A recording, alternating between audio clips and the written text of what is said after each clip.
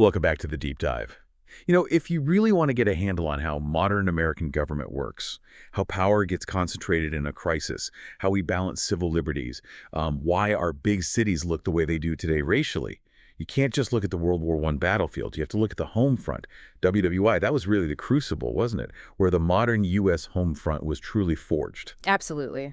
And our mission today is to unpack that exact transformation. We're stepping away from the trenches, so to speak, and looking at how this idea of total war mobilization just fundamentally ballooned federal authority. And also how this pervasive anxiety led to suppressing dissent, the first Red Scare, and then the massive, just completely irreversible effects the war had on migration, both people coming into the country and people moving within it. So we're not just recounting history here. We're pinpointing the moment the centralized, interventionist American state, one we've sort of recognized today, was really born. Precisely. And the frame for this discussion is really the unprecedented scale of the government's reach. We're talking coordinating production, consumption, everything on a massive scale. And that centralization, it was meant to be temporary just for the war, but it didn't just disappear afterwards. It basically set the template for how the government jumps in during almost every national crisis since. Okay, so where do we first see the tangible evidence of this huge, almost overnight expansion of federal power? Well, it really kicked off with the economy. President Wilson's administration, they were very much influenced by progressive era thinking, efficiency, scientific management, Taylorism. And they essentially turned Washington, D.C. into the operational HQ for the entire country's industry and workforce. Right. It demanded total coordination. Right. The big engine for that coordination was the War Industries Board, the WIB. You could almost think of it as the first, CEO of the American economy, couldn't you? That's a good way to put it, yeah. It brought labor and industry together, making sure essential war materials, guns, uniforms, trucks were produced efficiently. It was massive industrial planning, all centrally directed. But it wasn't just factories, was it? The power reached further. Oh, much further. Take the Food Administration. Herbert Hoover was in charge. Now, this agency was revolutionary because it reached right into American homes. Yes, it pushed for more farming, but the really interesting part was how it encouraged voluntary conservation, through these huge popular campaigns. Like the famous Meatless Mondays and Wheatless Wednesdays, Yeah. the sources mentioned. But hang on, if these were voluntary, was that really centralized power? Or was it just incredibly effective marketing and social pressure? It was both, and that's the key insight, really. The government found it could steer mass behavior without needing heavy-handed laws for everything. By setting the standard, creating that social expectation, they achieved nationwide compliance. And this huge coordination, it immediately created a massive labor vacuum. Right. The wartime economy is booming, needs workers. Exactly. Huge demand. And it just pulls workers out of the countryside into the industrial cities. Suddenly, there are new, expanded opportunities for women and for minority workers. That labor pull was a physical reality. But what's also fascinating, as you said, is that this wasn't just economic mobilization. It was deeply ideological, too. The government felt it needed total loyalty. And, not everyone was on board with the war. So the federal response was swift, aggressive. They started seriously curtailing free expression. Yeah, we see this getting locked into law through two really significant pieces of legislation. They were designed specifically to stamp out dissent. First, you have the Espionage Act of 1917. That one mainly targeted actions seen as interfering with the draft or military operations. Pretty specific initially. But then came the Sedition Act in 1918. And that one went much, much further, didn't it? It basically covered any speech deemed disloyal or critical of the government, the war effort, even the flag. You could go to jail for criticizing the war. Absolutely. And this legal clampdown got the Supreme Court's stamp of approval in Schenck v. United States in 1919. The case involved Charles Schenck. He was a socialist leader distributing pamphlets against the draft. He argued, First Amendment rights. But Justice Oliver Wendell Holmes, Jr., writing for the court, disagreed. He ruled that free speech isn't absolute. It could be limited if it creates a clear and present danger to national security.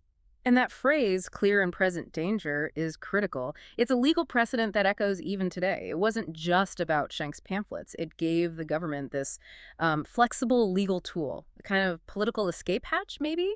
It lets them define the boundaries of free speech whenever they perceive a crisis. The moment an emergency is declared, this precedent allows rights to potentially shrink. It's pretty staggering reading in the sources how the government actively suppressed news about the 1918-1919 Spanish flu pandemic. Mhm. They literally thought telling the truth about how bad it was would hurt wartime morale. That censorship meant the public had no real idea of the true scale of the health crisis unfolding around them. While the government was focused on the war, the flu ended up killing, what, over 675,000 Americans. It's a stark example, isn't it? Centralized authority prioritizing public confidence or maybe just stability over transparency. It really shows the potential moral cost of that kind of hyper-centralization. And that climate of fear, that suppression, it didn't just vanish when the war ended with the armistice. It immediately pivoted, didn't it? It just exploded into the first Red Scare, roughly 1919 to 1920. Oh, absolutely. The context was perfect for panic. You had the Bolshevik Revolution in Russia in 1917 still fresh in everyone's minds, huge post-war labor strikes causing disruption, and then a series of anarchist bombings that got tons of press. Fear of radical infiltration just swept the nation. It was immediate and widespread. And this fear directly triggers this notorious Palmer raids. The Attorney General, A. Mitchell Palmer, basically unleashes federal agents. Under a young, ambitious J. Edgar Hoover, they rounded up over 6,000 people suspected of radicalism, often with no warrants, flimsy evidence, and they ended up deporting over 500 immigrants, frequently just denying basic due process. And the government wasn't acting alone in creating this atmosphere. The sources talk about the American Protective League, the APL. This was this huge nationwide volunteer organization. They were essentially government-sanctioned informants, maybe even vigilantes, collaborating directly with the Justice Department, doing things like mail surveillance, tapping phones, conducting raids on neighbors they suspected of being disloyal. Imagine that. The psychological impact must have been immense. Yeah. Institutionalized fear. And we see prominent critics getting caught up in this. People like the anarchist Emma Goldman. Right. She was initially jailed under the Espionage Act for anti-draft activities.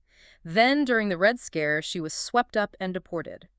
It perfectly illustrates how dissent got completely tangled up with the idea of disloyalty, of being anti-American. Okay, so internal dissent is crushed. Perceived radicals are being deported.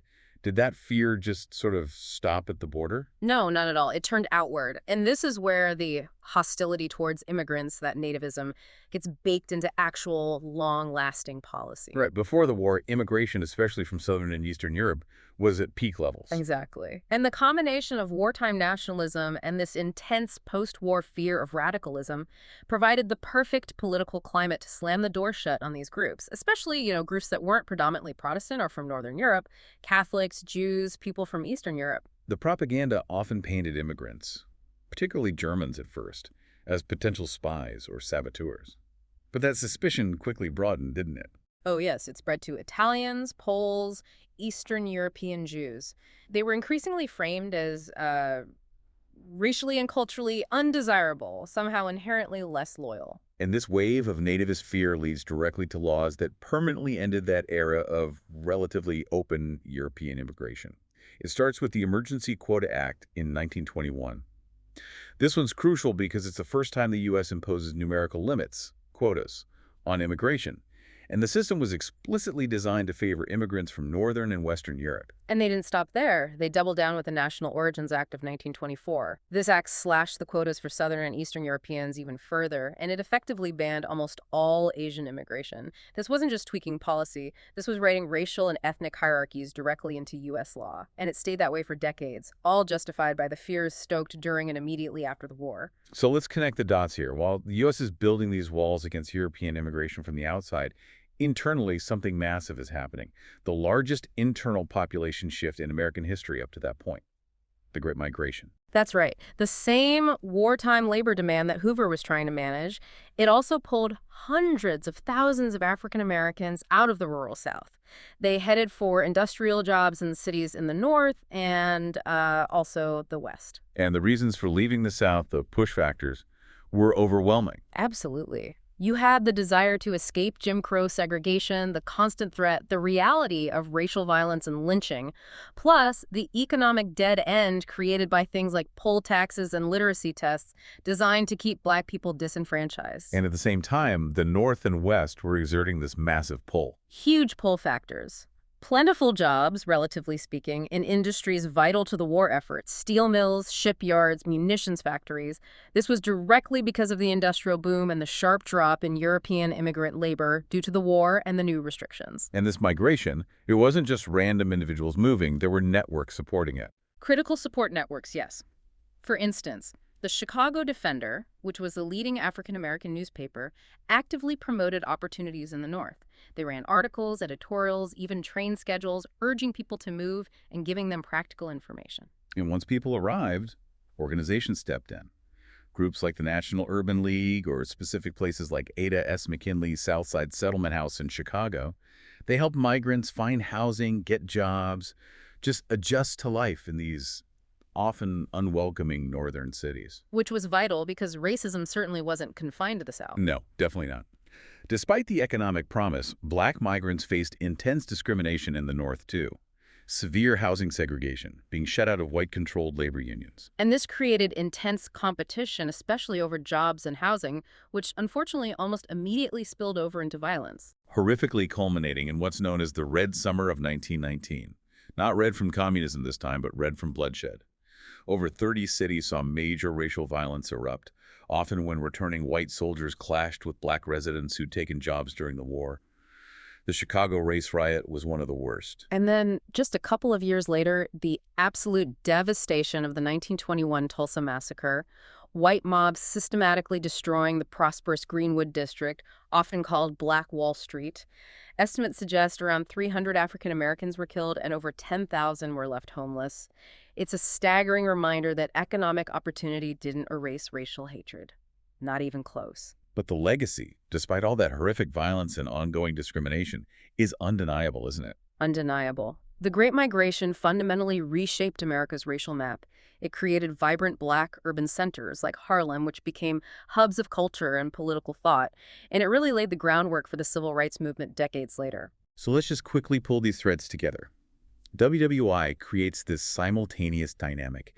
It demands huge amounts of internal labor, sparking the Great Migration, while using wartime nationalism to slam the door on external migration with quota acts, and to crush civil liberties at home through things like the Sedition Act and the Red Scare.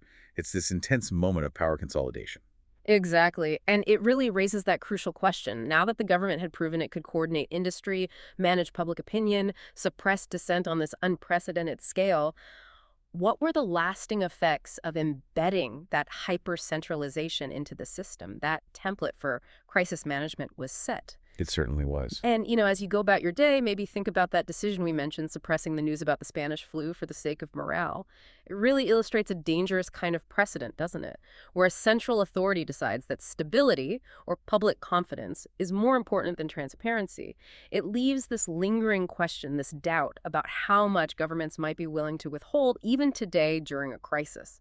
Definitely something for you to mull over. We'll see you next time for the next Deep Dive.